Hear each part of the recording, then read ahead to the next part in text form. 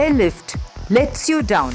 The historic evacuation of 170,000 Indians from Kuwait after the invasion by Iraqi dictator Saddam Hussein needed to be documented on film. This operation already has a place in the Guinness Book of World Records for the unprecedented number of people who were ferried by an airline. Director Raja Krishna Menon and actor Akshay Kumar therefore deserve a pat on the back for the attempt to tell this inspirational true life tale. Akshay Kumar plays unflinchingly ruthless businessman Ranjit Katyal, who is well connected with the higher ups and lives in a palatial mansion in Kuwait with wife Amrita and a little daughter. But he wakes up from paradise when Iraqi soldiers march in and go on a rampage in Kuwait.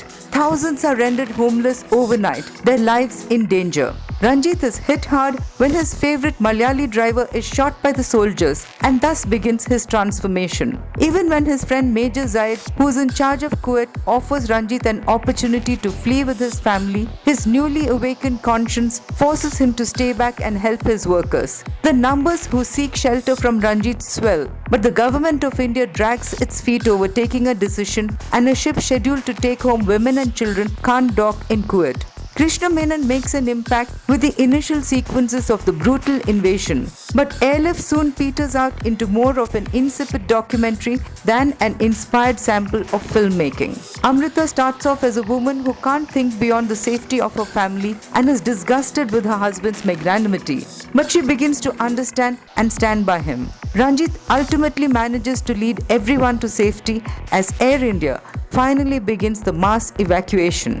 Akshay Kumar is sincere in this emotionally motivated role, but Nimrat Kaur lacks the bite that should have been seen in a confrontation between husband and wife. Kumud Mishra is first-rate as a helpful officer, while Prakash Belavadi is sufficiently irritating as nitpicking George Kutti. Airlift is a Republic Day release, but there's hardly any dialogue or scene to stir patriotic feelings, nor is there the element of nail-biting thrill. With the exception of Soch Na Sake, the music too doesn't have a patriotic flavor. Noble intentions cannot make up for deficient filmmaking.